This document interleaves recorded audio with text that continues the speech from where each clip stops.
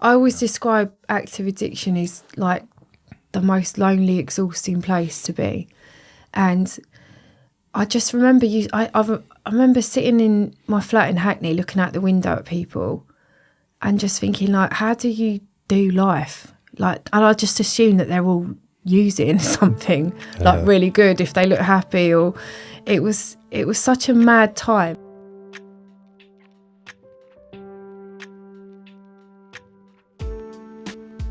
Hi everybody, welcome back to This Is Powerful with me, Paul Scolford. In this podcast, I speak to some incredible people about mindset, mental health, addiction and recovery.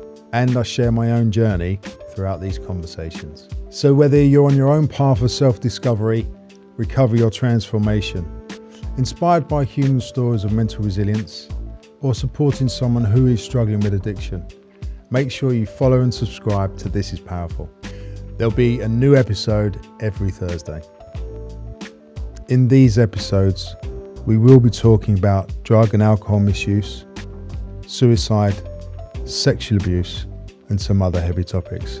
So please take care when listening.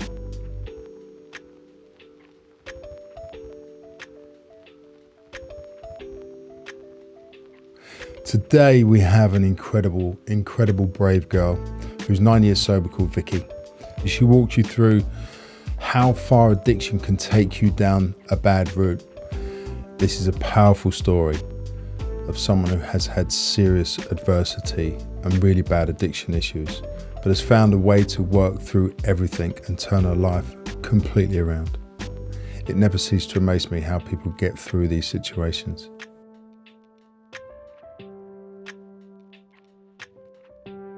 Vicky, welcome to This Is Powerful. Thank you so much for coming here. Much appreciated. Thanks. I'd love to know where you're from. So I've been in London for 24 years, roughly, but I grew up in the West Country. So you'll hear my accent changes slightly. Did you? Yeah, I grew up just outside of Bristol, in a village called Charfield, which is on the edge of the Cotswolds. So like beautiful rural. Yeah, my parents moved us out when my brother got to a certain age, just when we were born, to get us out of the city, essentially, in hope that we have a calmer lifestyle. Yeah, which was nice of them. It was, yeah. And I just, we had a real idyllic childhood. My parents are still together. They've been married over 50 years. Wow. I've got an identical twin sister, and I've got a brother who's 9 years older than me.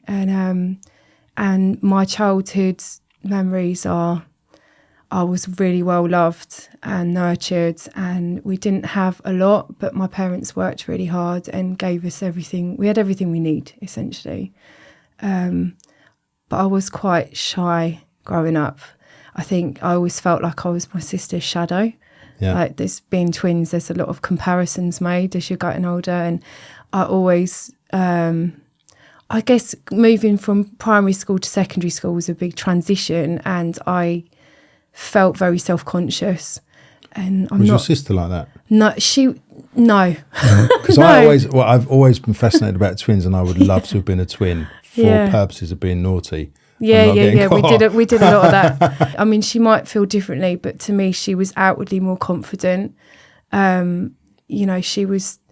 She was the daring one. She was smoking cigarettes. I wouldn't even consider, I was a real geek. I wouldn't even consider smoking a cigarette. I was terrified of that. Probably a smart decision at the time. Yeah, ominous warnings, they start early. But I avoided everything until my late teens. We had horses growing up. Horse riding was like my escape growing up. So when you went to secondary school, you said that then you noticed there was a bit of a difference for you. Yeah, I remember being on the school bus, and me and my sister did everything together from when we were tiny. But then people started making comments that we all sat together, and so my sister would separate slightly, just out of, and try and find her own identity. I guess it's kind of normal. Yeah. But I feel like this is common with most children, that from when we're young, growing up can be difficult, even if you've got a stable, upbringing and stable family unit. I just found that I couldn't really express myself too much, with how I was feeling internally. And I think that's quite common, and probably more so today than ever with the pressures of social media. But probably, I think it's interesting. I think some people handle things in a different way. Definitely. I had panic attacks at school. I went through stages of panic attacks. I didn't really enjoy school. I always felt quite separate, and I probably wasn't. I just didn't really know where I fitted. And I had, what I now know to be that internal fear and that narrative. I've always had this narrative playing over in my head, and a lot of it is just fear-based. I know that.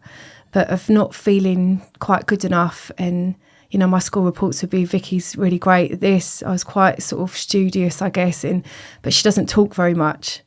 And that went right through until I kind of hit A-levels, really. It's funny, though, because at school you kind of put in one order, and then if you're not like you're supposed to be or other people, then they pull you out. And I don't think it's good for self-esteem, because you might be an academic. Yeah. You might be someone who likes quiet time and Yeah. doesn't have to run around. You're either too rambunctious or too the quiet. Structure. Yeah, which I don't think is a good thing. No, I personally. don't at all. Yeah, I felt quite pressured at school. And it was, again, I've kind of analysed it. But, it's just how I was. I can't change that. I reached my teens, and the next part of my story is quite random, but I was diagnosed with a brain tumour, which I still live with today. And Really? it was a massive shock for me. I was 16 at the time, nearly 17. And I remember going to the results appointment and just I wasn't worried in the slightest. I just thought there'd be nothing there. I didn't for a second consider there was anything wrong. In fact, I said to my mum, this is boring, waiting in the waiting room. And then I went in, and a neurologist gave me the results quite in not the best manner, and basically said, you've got a tumour. It's not good. We can't operate. We can't even biopsy it. It's right in the centre, so it's just off centre in the left hippocampus of my brain. And wow. And they just couldn't tell me at that time, how quickly it would grow or slow, or if it was even benign or malignant. And it was terrifying, to be honest. It was. Wow, I'm not surprised. I think the biggest fear that most humans have is the fear of death. And, at the age of 16, nearly 17, I was kind of just left hanging, and my family were trying to, be brave for me. What did your parents say? Because that's... Well, my dad's always been, you're going to be fine, because he's trying to be strong for me. My mum was trying to keep it together, and so were my family. And I carried on with my A-levels and would have regular scans, like monthly. And then eventually, after time, they still don't know what it is, to be honest, but they've signed me off many years ago. So it's never grown, it's just benign. Wow. It's got blood vessels, but they don't know what it is. They call it a UBO, but my neurosurgeon called it a UBO, an unidentified benign object. He doesn't know what it is. But I just remember at that time crying myself to sleep, really fearful, what's going to happen when I die? I don't want to die. I don't want to leave my family. It was just all of that. But on the outside, my sister reminded me the other day, she said, you were really brave, Vic, during that time. And fast forward years later, she was quite emotional last week. She just said, I remember people coming up to me saying, your sister's wandering around nightclubs barefoot, asking for money. This was when my madness, which we'll come to. And I used to say, you don't know how brave she is. She was really brave. She's got a brain tumour she's lived with. And it really choked me up, because I never thought of myself as brave during that time. I guess I was internalising everything.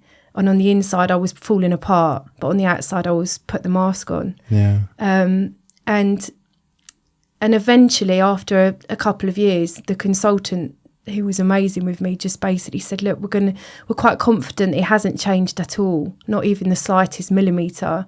So, I want you to continue your life, and if you need a scan, call us up, we'll scan you if you get any symptoms. But it was a massive thing that I think I buried then. And after I was told it was okay, I guess for me, I never wanted to say at any point, and I never actually did say, do you know what, during that time, I wasn't okay. And it really scared me. I just went, aren't I lucky? I'm really grateful it's not changed. I carried on my life like that. And I don't think that helped. It started the ball rolling of masking my feelings, definitely. Yeah. You know, not being able to really say what's going on for me. After that, did your A-levels? I did my A-levels, and then... Which must have been difficult to do. But they were, but yeah. I did them. And then I started at uni in Bristol. And what did you study? I did... I've always been into art. So I did a foundation course, art and design. And then I also wanted to DJ. I always collected vinyl from when I was young. It was music and horses. I've got a very big vinyl collection with my sister. Amazing. Yeah, old school house, Detroit. I just loved it. I was a real geek with that as well. And then we got an opportunity. I'd say very cool rather than geeky. No, I was definitely geeky with it. I'd spend all my money on records. Yeah. And then someone found out about our record collection, and we were twins, and they said, look, come and do a night at DJ. And I practiced mixing, and we went and did it, and then it just spiraled into getting picked up by a manager, and then getting picked up by a very big agent, and then suddenly we're in Ibiza, MTV, doing massive gigs, Radio 1 Glastonbury. It was just mad. It was just this crazy time, and it didn't feel real. How old was you then? I was 18, 19. Oh my God, that must have been brilliant. Oh, it was amazing. We did it for 3 years, but my drug taking, so the first drink I ever did was on the Millennium, and I drank to blackout. I didn't like the effects, but I drank to blackout down at my brother's house. I ruined my mum and dad's Millennium because they had to sit with me in case I choked on my vomit. And then after I got told that the tumour was looking likely, it's not going to do much, I remember being offered, I used to go clubbing a lot. I'd never taken drugs. I was probably 18, 19, and someone offered me coke in one of those little pots with a spatula. Yeah. And I pretended to do it, but I didn't even know what it was. It's a very American thing. Yeah. I just didn't know. I pretended, and that was it. The next week, somebody showed me how to do a line, and I did it. And I remember just the feeling that I got on that first line was it just did everything for me.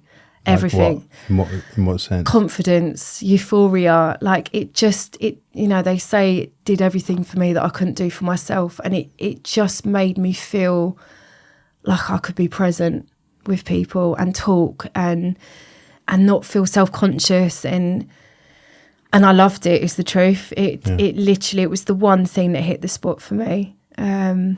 And we were DJing at the time, and it was just, I just went mad. I just took everything and anything. And I just felt like in my head, I was like, just live your life, Vicky. Life's too short. Go with the flow. That was my main thing. I'd disappear in nightclubs. You know, I'd say I'm going to the toilet, and I'd disappear. And my sister would be ringing 8.5 hours later. I'd just be on a cliff top with my mate, just out my nut, basically. Just didn't even know where I was. I'd just disappear. Yeah. It was all right. How long was it good for before you was doing like? I thought it was good for years after. But looking back, that was deluded thinking. No, it took hold of me very quickly. I just didn't know it at the time. My thinking around it was very obsessive. That obsession that a lot of addicts eventually learn about that was on me very early on, and I didn't know it. I just didn't know it. So if we were going out, and they said, oh, I'd ring my friend, she'd be the one to get it. And I'd say, you're going to get it. Oh, I don't know, we'll just wait and see.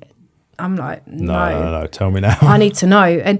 And that was really early on for me. So that obsession around the thought of getting it, everything was on me from the get-go. And, the amount that I was doing was increasing. I'd moved to Bristol at this time. I was in an ex-partner relationship and sort of holding down a job, DJing. It was all just becoming a bit blurry. And what was the job bit? Oh, I worked for my dad. He sacked me eventually. Yeah, he fired me. I'm surprised if you weren't missing for 8 hours. No, he just had enough of me eventually. What were you doing for your dad? Accounts. Yeah, okay. Accounts. My mum and dad have had their business a long time, but I'd turn up, no sleep, sunglasses on, driving up a motorway. Yeah. I'd be falling asleep in my office. He'd just come in, and my dad just eventually said, no, you got to go. Rightly so, really. Yeah. And my DJing was drawing to a close. They kind of want us to go down the commercial route. like the cheeky girls or something, no disrespect to them, but it wasn't what I wanted. And I didn't want to be playing records that I didn't like. So I kind of knocked that on the head. And then I was kind of just left in limbo for a bit. But one night I got back from where I think I was working at the time. I got back from, it wasn't late. I was living in Bristol. It was November. It was raining. I couldn't park in my normal parking spot. And I had one of those cars that you have to push the seat forward on, you know, to get your stuff out. Yeah. It's just a 3-door. And as I'm reaching behind to get my bag, I was grabbed from behind and dragged down to the railway lines, and I was raped. And it was really brutal. And I share when I share in recovery about it. It was a horrendous thing to happen. And I didn't process it. It happened. I was left. I went into my flat. I cleaned myself and I buried it, basically. And my using at that time just took off. And it's really strange to say this, but if fast forward 10 years later and I'm really in the madness with my using, in my head, I was almost, this is going to sound a bit off, but I was almost glad that I had that as a reason, because I would justify my using with that every single time. You know, why is Vicky using again? Why is Vicky doing this? In my head, I would say, this happened to me. If it happened to you, you do the same. So leave me alone. That's the, so sorry about that. It's hard to listen to. When you just said about using that as an excuse, it's incredible the stories we hear. And I'm sure, like, the addictive part of us can use anything as an excuse to use. And we kind of just have to go along for that ride. Would you say that's probably accurate? Yeah. I mean, listen, I had a list of excuses. That was just my top one. Yeah. That sounds terrible to say it, but that was genuinely, I justified all of my behaviour around that one event. Yeah. And I've been through the work. I've done outside work, outside of 12 steps, and as horrendous as it was and traumatic, and it definitely didn't help where I was heading, I really don't believe that made me an addict. I think I already had those tendencies within me. Just to help facilitate, I would imagine. Yeah. It just pushed me further along. How long did you keep that private for? Oh, a while. The longer you leave it and you don't speak about it, the longer you think that no one's going to believe you. You know, if I say it, people think I'm being dramatic, or it's a horrible place to be in. And obviously my drug use was getting worse, so my behaviours were off key. Yeah. You know, I was becoming someone that my family didn't recognise, and so I just buried it. And it came out in the wash a year or two later, but I didn't want to deal with it then either. And I was living in Bristol. The relationship I was in broke down not long after that, actually. And I just moved, and I got with a guy that I spent the last 10 years of my using with. I'd known him for a while. He was a DJ. He loved to get on it. And I thought, perfect. You're perfect, yeah. On paper, he plays music too. And I was like, this is amazing. Drugs. We just smashed ourselves to pieces. Yeah. And it was messy. But it suited me perfectly, because I left all of the carnage and chaos and upset in Bristol and just started afresh. It's like putting in the cupboard, locking the door and just leaving it in that room and my going. poor family. I mean, you know, I forget that my addiction in Bristol was horrendous. I just thought it got worse when I got to London, but it really wasn't. You know, my mum tried to put me in the Priory out of absolute desperation, and I manipulated my way out of that. My dad would keep me at his house, like they got electric gate. He would just say, "You're staying here." He'd take all my car keys, smash my phone. I'd convince my mum eventually to drop me back to my flat in Bristol on the pretense that I'm just getting some stuff, and I'd run. She would be crying her eyes out in the car, saying, "Please, Vicky, please, no." And I'd say, "I'm sorry, Mum," and I'd run, because I just needed to use. Yeah. And, you know, I can easily forget that stuff, but that was my truth. That was where I was heading. So I left, I went to London, and the cycle of events was he would DJ, he'd have a driver, his driver would pick him up. I'd pretend that I was going to sleep because I'm the sensible one in the relationship. And I'd be using secretly before he's even left. And then I would just stay in our flat in Hackney and just use on my own. Yeah. And think I'm having the best time. Was it cocaine drink as well? Or? It was cocaine and drink, and then it just, in the end, it was just cocaine. Yeah. And that was all my money was going on. And I would just use on my own, sit in total paranoia with the TV on mute and and I'd sit all night with the dealers coming back and forth, thinking that this is great. And he would come in, he'd stagger through the door at 6 a.m, and I'd know he'd come in with drugs and alcohol, and I'd pretend that I've just got up, and he'd say, "Do you want a line?" And I'd say, no, don't be stupid, it's 6 a.m, like, that's ridiculous. Are you sure? I'll go on, then I will. And then we'd get on it for like days. Yeah. And then at the end of those days, I could tell him, "You brought it back to our house. This is on you." And he'd be, "So sorry, I'm so sorry. Like, you got a problem." This was what happened until one day he decided that he'd had enough. And he was the heaviest user I've ever known. And he just stopped. Seriously? Just stopped, yeah. Went and DJ'd at Fabric nightclub till 6 a.m. with a bottle of water in his hand. I know. Did he go into a program on it for me? No, he just made a very conscious decision that this is no longer serving me. I can't do this anymore. It's getting horrendous. And he stopped. I find that fascinating that people So do I, right? Yeah. I do think that's a specific difference between someone who suffers from addiction or someone who's a heavy user. Absolutely. If an addict stops using, their life usually gets worse because of the mindset. Absolutely, yeah. And if someone's a heavy user and they stop, they probably feel a lot better. Oh, he felt, because they don't have a mindset. No, he's never gone back to it. Yeah, no, that's incredible. it's the best he's ever felt. Yeah, and this was a real turning point for me as an addict. An addict seriously in denial, but as an addict, because I became the lone wolf it describes. I became that person that I had no one to point the finger at anymore, and my using became very secretive. But where did you go when did he leave you, or did you have to leave his place? No, he stayed with me.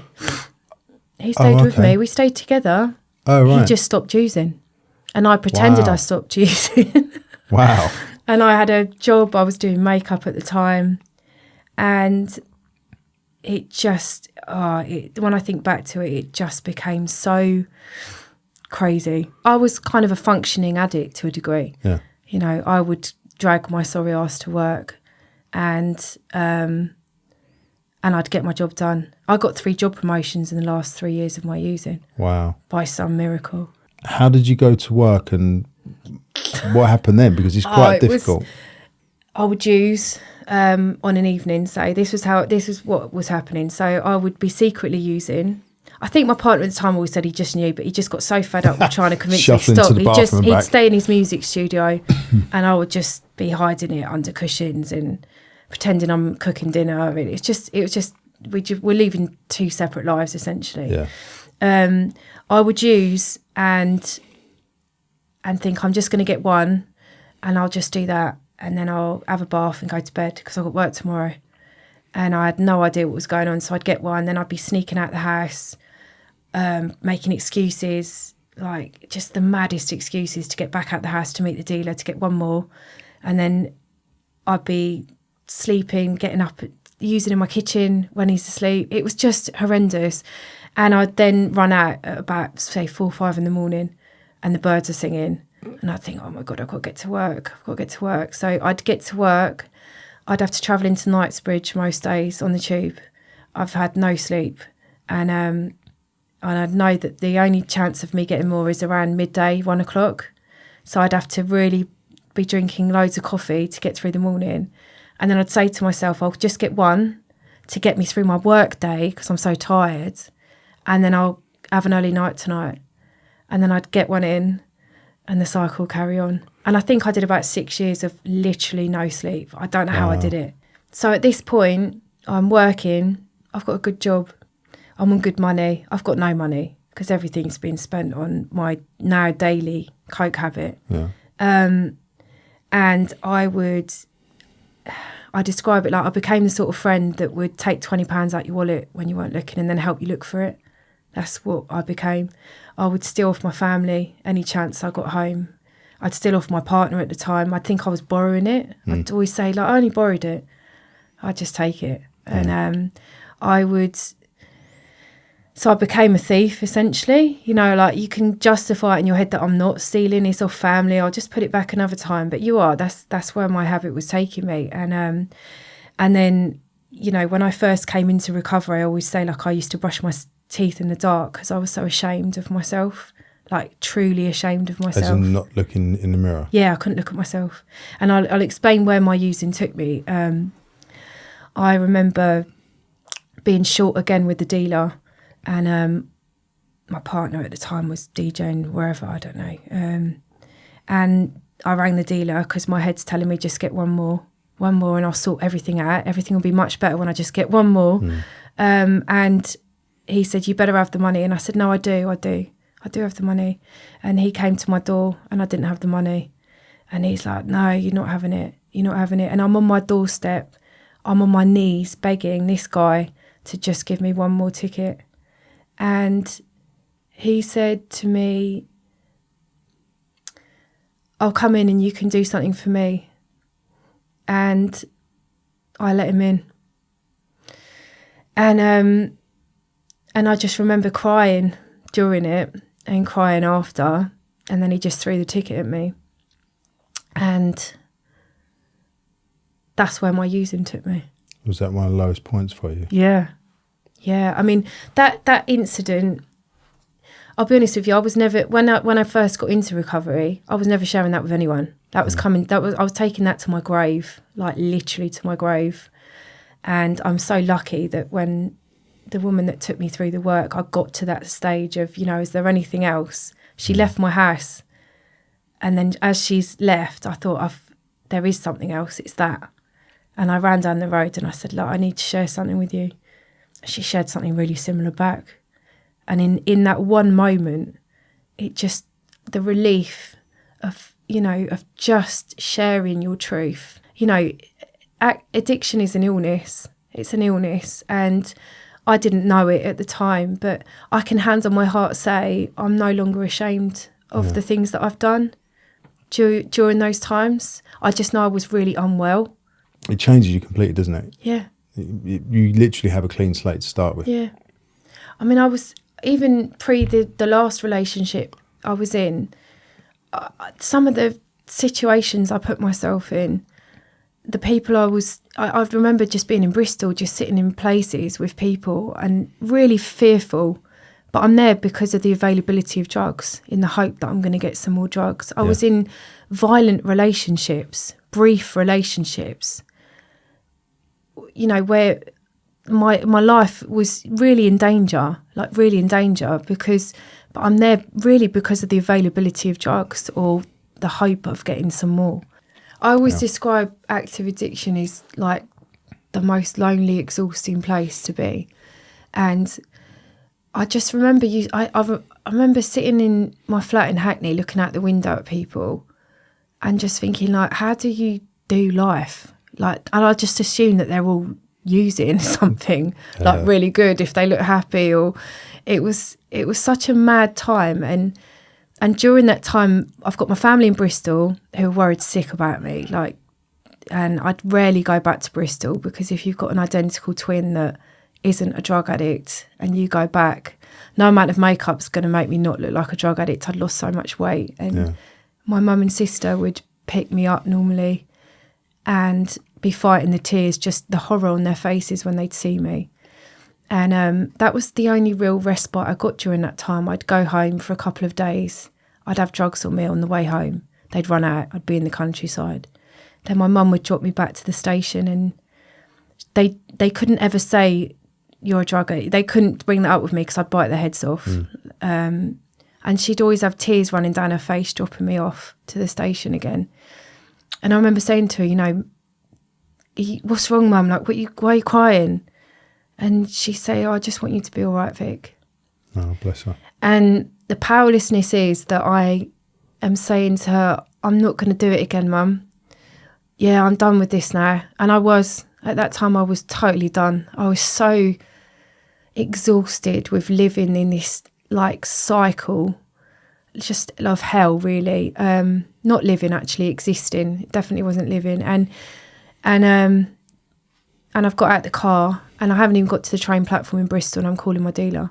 Yeah. And I'm using against my will at that point. Just mad things. I remember just walking back from Tesco's in Hackney with my partner at the time, and he'd say, "Look at the beautiful moon, Vic. Look how beautiful the moon is." And in my head, I just think it's just a fucking moon. Like, it's just a moon. Like, I couldn't see anything around me. I couldn't be present for anything or anyone. My head was just, when's it going to run out? How am I going to get money for more? That was it. So how long was it till you left that partner or he left you? And how was the journey into sobriety? Where did you get? Well, I ended up, so this went on for a while. He stopped. I carried on for about 6 years in that cycle. For a little time then, that was comfortable. Yeah. It was, he just blocked out. I think he was just done with, the lies. And I was a compulsive liar. I'd lie about everything. And we, like I said, we just kind of lived separate lives. And there was a guy I knew in recovery, actually, sadly, who for whatever reasons took his own life. He just didn't grab hold of the 12 steps, and it was just horrific. But the last message he sent me was, "I don't want to die, Vic, I just don't know how to live." And I got to that stage. And I remember being in my kitchen in Hackney, and there was a boxing bag hookup. And I must have just at some point decided what I was going to do, and I ended up with a rope round my neck attached to this hook, standing on a bucket and crying. And they say that, things happen for a reason. And my phone beeped, and it was my sister again, not begging me to seek help. She just sent me a link for Hackney Recovery Centre in Mare Street. And I got off the bucket, took the rope off, got off the bucket, and I call it my first mini surrender, because it was a mini surrender. And when my partner at the time got back, I said, "I think I need to go down here." And I went down and met a key worker. I cried a lot. I was full of self-pity. I had so much going on, but it was wrapped in this cloak of self-pity. Like, the world's against me, everyone's to blame. Yeah. And he suggested meetings, and I just thought, like, are you serious? I kind of wanted a tablet to fix me, and maybe I could use like normal people. That was kind of my thinking at the time. And I went to my first meeting in Mare Street, and I heard a woman share, and she was sharing some real honest stuff about stealing and this and that. And I'm just thinking, wow, like, I'm not that bad. Entirely, I know I am. But I'll be honest, that first meeting gave me my first bit of hope, because I genuinely believed I was the only person that was quite like me. Yeah. And there were others out there. And she came up to me after and she said, "Look, I promise you don't ever have to feel like this again." And I thought, great. But in the back of my head, my addict voice is saying, "Oh, if you've got to sit here and drink tea out of polystyrene cups with this lot for the rest of your life's over, Vic." Forgetting that 24 hours previous, I've got a rope around my neck and I'm seriously contemplating taking my own life. And this is the thing, that's the weird mental twist that people don't understand. It's not about being weak-willed. It's you are almost programmed by the addiction side of you. Absolutely. It just bypasses you. And I think that's an interesting point that not many people talk about, that when you come into sobriety or recovery, that you have that voice is the loudest. And then you, by doing a program, working on yourself and all this stuff, that slowly that voice gets quieter. And your real voice that is, so I've got to sit in a meeting, doesn't matter. So I can work on myself. Actually, this feels good. I understand what they're saying. It slowly moves over, doesn't it, on the dial? But that's why the hard bit is to stay there long enough for that to move over. Absolutely. And I know, so I got myself a sponsor. I got myself a commitment. 30 days, I just couldn't get honest. I was still using. I was picking up my chip. I was still using. And it didn't work for me, funny enough, because I just couldn't get honest. And I remember being again in my kitchen with a rope around my neck, And then this time I rang my mum. I used to ring my mum and say, Mum, I'm going to kill myself because I needed money. And she answered the phone again. And I'm saying, Mum, I'm going to kill myself. And she said, Vic, you're going to have to kill yourself then because I can't do this. She was choke crying. I'll never forget it. And she said, you'll have to kill yourself. And she hung up on me. And I didn't know that her and my sister had spoke to my sponsor. And she said, don't keep bailing her out. And my sister did the same. I can't do this anymore. I'm sorry, Vic, I can't do this. Call your sponsor, my sister said to me. And luckily for me, I picked up the phone to my sponsor. And that was my full surrender. I was done. And it wasn't easy. The first 30 days were really hard. I was hanging on. But I did everything she suggested. And a lot of it was picking up the phone and finishing a makeup shoot in Knightsbridge thinking, I'm going to use. They're all drinking, I'm going to use. Oh, you carried on working? Yeah. Wow. Yeah. That must have been difficult. It was, yeah. But eventually I got suspended from work. And that was almost like had to happen for me to really focus on recovery. And but yeah, my sponsor at the time, she got me home. She got me home where I'm running a bath and in bed. And I'm forever in debt to people like that really take the time and patience and they love you till you can learn to love yourself again is how it was for me. And my relationship ended. That was going to end anyway. And I went through the 12-step program, and for me it opened me up. It gave me the ability to have some clarity, gain some awareness around my thoughts and my feelings. I mean, I always say one of the biggest things I'm grateful for with being sober is I don't have to drink or use off the back of a thought or a feeling today. It sounds so simple, but for me, that's massive. It's a really powerful statement, though. I've just got awareness today, more awareness. And I always say that for me personally, the 12 steps was the opener, the kind of start of my healing process, the start of discovering who I am and looking at all of my stuff. And it's definitely the most kind and loving thing I've ever done for myself, and secondly for my family, because I have to do it for me first. And it's changed my whole life. I could speak about recovery. It's given me my life, and I still find it mad. I've been so many places around the world, and I go to meetings wherever I am. And the book that was written however many years ago, and the fact that one hopeless addict can recover and then help another hopeless addict and another hopeless addict, and it's an incredible program. It's over 85 years old. Crazy, right? Right? Yeah. But they know it's just worked so well. I love what you said about you don't have to use on a thought or a feeling. And I think that's what people get confused with, because the thought can be so strong. And I always say that it's like you're unconscious, right? Just working. But to change an unconscious thought, you have to bring yourself into consciousness to see the thought. Absolutely. To then not act on it. Yeah. And it's kind of a mind-blowing thing when you think about it. It gets me every time. I know. It's such a powerful thing, right? Yeah, even today I say that, for me personally, like, I've got one choice when I wake up in the morning, and it's definitely my choice to make, because no one else can make that for me. And that is whether I continue to do the stuff that's worked for me for the last 9 years. Yeah. And, it's simple stuff. I meditate, I pray, I've got to the universe or whatever, it works for me. And I connect with other people. And I think I got to 3 years into recovery, and I realised that I was still very much a victim of my circumstances, if that makes any sense. I was still very traumatised from traumatic events, and I seeked outside help. And I did different differences. I looked at the rape. I looked at other instances, and all it did was just give me more clarity around certain things. I've definitely, after doing the work, I ended up even going as far as to light a candle for the person that raped me in a church, and it was such a a random choice to make, but I did it to free myself. It's an act of forgiveness, right? Yeah, it's a weird one, because some people are like, wow, like, no, that would never happen. But for me, recovery, I got taught about forgiveness, and I did it. I definitely did it for myself, not for the person who did it to me. I did it more for myself. I just wanted to be free.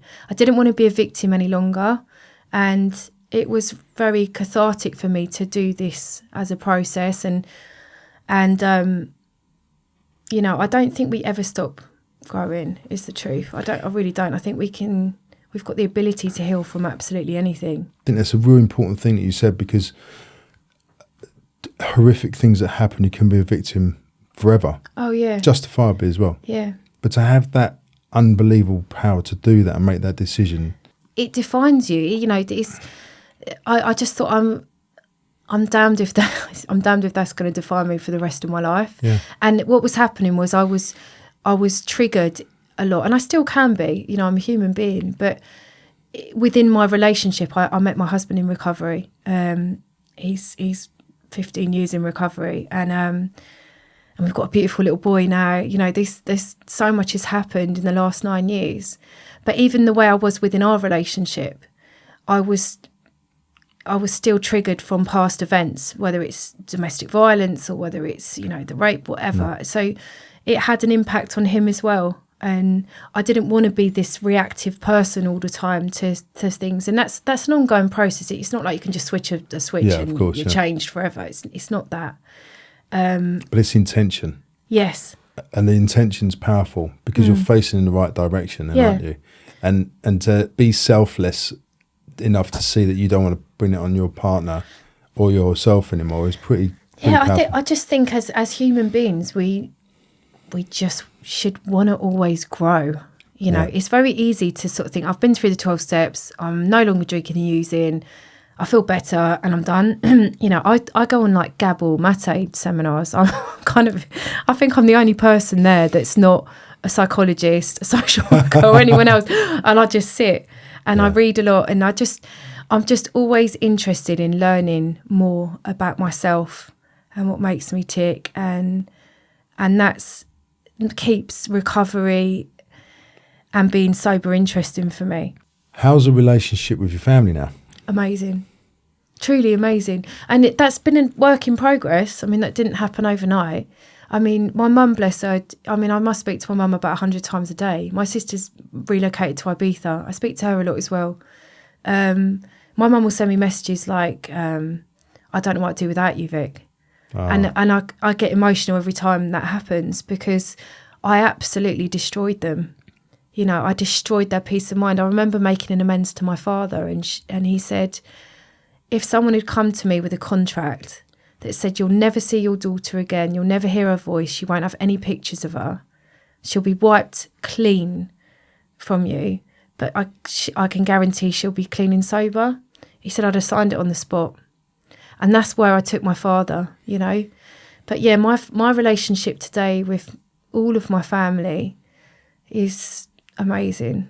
It's been a process, but and with my husband, I can be present with my little boy Jack. He's 3 now. I've had miscarriages in recovery, deaths. There's everything. Life still turns up, but I keep doing what works for me, and I'm blessed, to be honest. Have you got any advice, Vicky, for someone who's either in recovery still and a bit stagnant and not sure what to do, or for someone who's thinking, or they know they have a problem? What's the first thing they should do? It's very difficult when you're right in the madness, but if you think you've got a problem, then you kind of already taken the first little step. But ask for help. It's even today in recovery, I can put the mask back on that everything's all right. I'm all right. I remember a counsellor actually saying to me, it's okay to not be okay, Vicky. And I'd say, yeah, no, I'm fine. It's like, it's just conditioned within me that I've got to be all right. Yeah. And so, yeah, if anyone is struggling or feels like they may have a problem, for me personally, I just had to reach out and say, can somebody help me? I got recovery by going to meetings, but there's other avenues. You know, I would never judge anyone for whatever route they choose to take. They just really worked for me. And ask for help. And really, you know, my sponsor used to say, look, the dealers will all still be out there. Like, they're not going anywhere.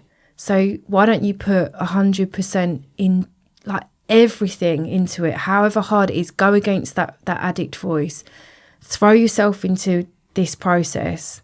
And if at the end of it you want to go and use, just go and use. But luckily for me, I didn't. And just asking for help. It's a massive thing to do. No one likes to ask for help. Me, I don't sometimes, but that would be my number one. Pick up the phone, ask for help. Vicky, thank you so much. It's been a beautiful podcast. No worries. Thanks for asking. Thank you. Thanks, Paul.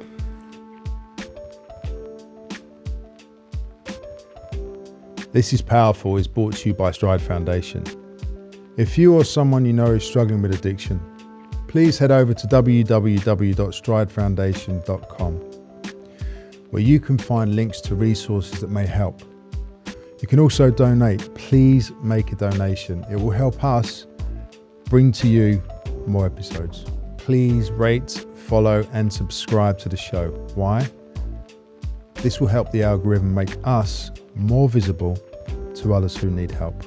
And share this podcast with your family, friends. Head over to social media at Paul Scolfort and at this_is_powerful. You'll get to see what's coming up, and you can get in touch with us because I love hearing about you. Thank you also to my beautiful wife, Dr. Federica Amati, the best producer, Shannon Delwich, to Ebba Long, who does all the hard work in the background. Thank you also to Julia Cicolella, Ria Musa, and the rest of the team. Hi everybody, I'd really love to hear your views so that we can produce a podcast with the content that matters to you. It doesn't matter if you just joined us or if you've been listening from the start. We would love you to fill in the short listener feedback form, which you can find in the show notes. And let me know your thoughts on our podcast. It would really mean a lot. Thanks, guys.